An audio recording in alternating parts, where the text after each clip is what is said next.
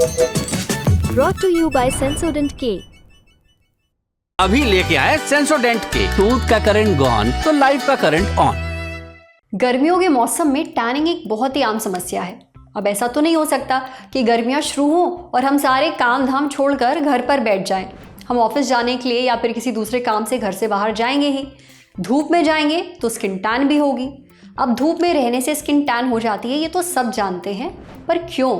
आज के एपिसोड में डॉक्टर से जानेंगे क्यों धूप में बाहर निकलने पर हमारी स्किन का रंग बदलने लगता है, गहरा ही क्यों होने लगता है, कुल मिलाकर टैनिंग क्यों होती है, और गर्मियों में अगर स्किन टैन हो गई है तो इसे ठीक कैसे किया जाए, सुनिए। हमारी त्वचा में टैनिंग ज्यादा होती है गर्मियों के दौरान। गर्मियों में यूवीए रेडिएशन ज्यादा स्ट्रांग होती है। गर्मी का मतलब यही है कि घर से बाहर निकली गर्मी ज्यादा लग रही है, क्योंकि वो धूप ज्यादा स्ट्रांग होती है। थोड़ा एनवायरमेंट वेदर में चेंजेस आ जाते हैं, ड्राइनेस वेदर में ज्यादा होती है जी, जिसकी वजह से हमारी त्वचा जो ज्यादा अंदर तक धूप जा पाती है। सो यूवीए रेडिएशन जो गर्मियों की ज्यादा है वो हमें टैनिंग करती है। टैनिंग है क्या मसला? एज अ डर्माटोलॉजिस्ट हमें ये पढ़ाया जाता है और साइंस में ये खोज प्रूफ कर चुकी है कि टैनिंग एक तरीके से हमारे शरीर का धूप से लड़ने का तरीका है। हम इंडियंस के अंदर मेलानिन जो स्किन का पिगमेंट बनाता है वो बहुत सारा होता है। साइंटिफिकली हमारी त्वचा को टाइप 4 या टाइप 5 कहा जाता है। तो टाइप 4 या टाइप 5 आप कश्मीर में पैदा हुए हो या आप चेन्नई में पैदा हुए हो, आप देखने में बाहर से गोरे हो या काले हो, अगर आप इंडिया में पैदा हुए तो आपकी स्किन में टाइप 4 टाइप 5 मतलब मेलानिन बहुत है। कभी भी त्वचा पे पिगमेंटेशन प्रॉब्लम्स आ सकती हैं। और धूप के रेडिएशन की वजह से जो टैनिंग होती है वो मेलानिन एक तरह से, उसको साइंटिफिक टर्म्स में मेरियोस्की फिनोमेना कहा जाता है कि मेलानिन ऊपर आके कूद के अंदर से छतरी बन रहा है ताकि कि हमारी त्वचा जल ना जाए। जी, ये हमारा शरीर का नेचुरल मैकेनिज्म है कि हम जले ना, सनबर्न ना हो, स्किन कैंसर ना बने। जी, इस तरह की जानलेवा चीजें भी हो सकती हैं त्वचा पे धूप में बहुत देर रहने की वजह से। टैनिंग निकालने के लिए सबसे पहले आपको अपनी त्वचा पे जेंटल एक्सफोलिएशन करना चाहिए। सिंपल किचन रेमेडीज जिन पे मुझे भरोसा है वो है नींबू का रसा, दूध या दही। अगर आपकी स्किन बहुत ड्राई है तो दही सबसे अच्छा है, वरना आप अगर स्किन आपकी ऑयली टाइप है तो नींबू का रसा अच्छा है। अगर नॉर्मल है तो आप दूध यूज कर सकते हैं। एलोवेरा जेल भी हमें मदद करता है टैनिंग रिमूव करने में। जी, अगर टैनिंग आ गई है तो इनमें से कोई मिक्सचर अपनी त्वचा अनुसार अपने उस एरिया पे या अपने शरीर पे लगाएं, 5-10 मिनट रखें। उसके बाद हल्का एक्सफोलिएट लूफा यूज करते हुए आप अपना नहाएं। नहाने के लिए कोई भी साबुन या लिक्विड साबुन ऐसा यूज करें जिससे आर पार दिखता हो, उससे उसमें ग्लिसरीन कंटेंट ज्यादा होता है और केमिकल कम पाए जाते हैं। सुबह शाम नहाना जरूरी है। टैनिंग प्रिवेंट करने के लिए सनस्क्रीन लगाना जरूरी है। त्वचा पे इंडियंस के लिए सनस्क्रीन कोई भी आप लगाएं उसका एसपीएफ कम से कम 26 होना चाहिए। कोई जरूरत नहीं है महंगा सनस्क्रीन विद हायर एसपीएफ खरीदने की, वो एक मार्केटिंग गिमिक होता है। 26 से ऊपर एसपीएफ बहुत है, मगर कितना और कब लगाना जरूरी है। कम से कम जैसे हमारी उंगली में 3 डब्बे बने हैं, 1.5 इतना आपको finger tip, 1.5 finger tip unit, इतना आपको 1.5 डब्बा आपको सनस्क्रीन रोज सुबह लगाना है धूप में जाने से 10-15 मिनट पहले, और हर 3 घंटे बाद रिपीट करना होता है। अगर आप महिला है जिसने मेकअप लगाया है तो मेकअप के ऊपर या मेकअप ऐसा वाला लगाएं जिसके अंदर थोड़ा सा सनस्क्रीन हो, एसपीएफ फैक्टर जरूर हो आपके बीबी क्रीम में। बड़ी सी हैट जरूर पहने, गॉगल जरूर पहने, और लंबा दिन है, बहुत देर धूप में जाना है तो फुल स्लीव कपड़े पहने।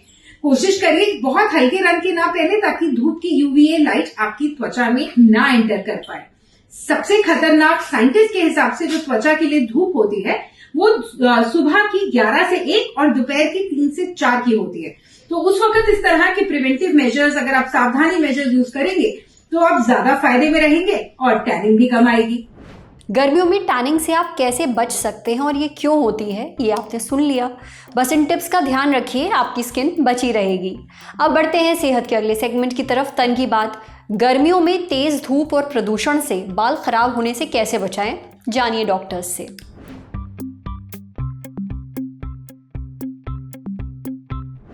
गर्मी के मौसम में बाल अक्सर सूखे और बेजान हो जाते हैं। धूल, मिट्टी और सूरज की रोशनी, तेज रोशनी इनका रंग उड़ा देती है। उस पर एयर और वाटर पोल्यूशन सो अलग। ये दोनों मिलकर बालों की बैंड बजा देते हैं।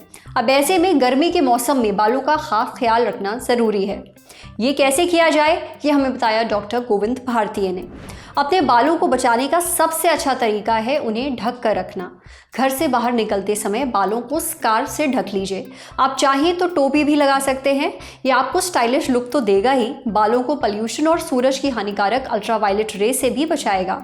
इसके अलावा बालों को हफ्ते में 2 से 3 बार धोना ज़रूरी है। इससे धूल के कण हमारे स्कैल्प पर जमा नहीं हो पाते हैं।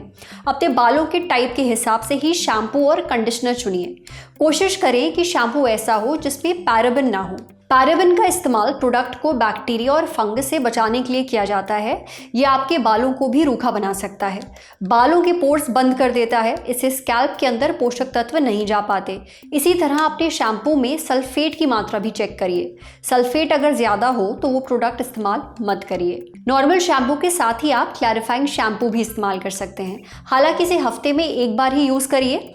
इससे बालों को डीप वॉश मिलता है। ये उन लोगों के लिए ज़्यादा बेहतर है जो खारे पानी वाले इलाकों में रहते हैं, जहां पानी की क्वालिटी अच्छी नहीं होती है। आप हेयर मास्क भी इस्तेमाल कर सकते हैं। ये बालों में मॉइस्चर यानी नमी बरकरार रखने में मदद करता है। इससे उनका रूखापन खत्म हो जाता है, बालों का टूटना और 2 मुँहे बालों की दिक्कत भी कम हो जाती है। साथ ही जो बाल पहले से खराब हो चुके हैं उन्हें भी ये ठीक करता है। साथ ही अपने बालों को हीट से बचाए रखना बहुत ज़रूरी है। कर्लिंग रॉड वगैरह, ब्लो ड्रायर, इनका इस्तेमाल करने से बचिए। इससे बाल कमज़ोर हो जाते हैं और फिर उनके ख़राब होने का ख़तरा बढ़ जाता है। इसके अलावा खूब पानी पीजिए। आप जितना हाइड्रेटेड रहेंगे आपके बाल उतने ही अच्छे होंगे, समझे। अब बारी है सेहत के आखिरी सेगमेंट की, खुराक यानी 86 हेल्थ टिप।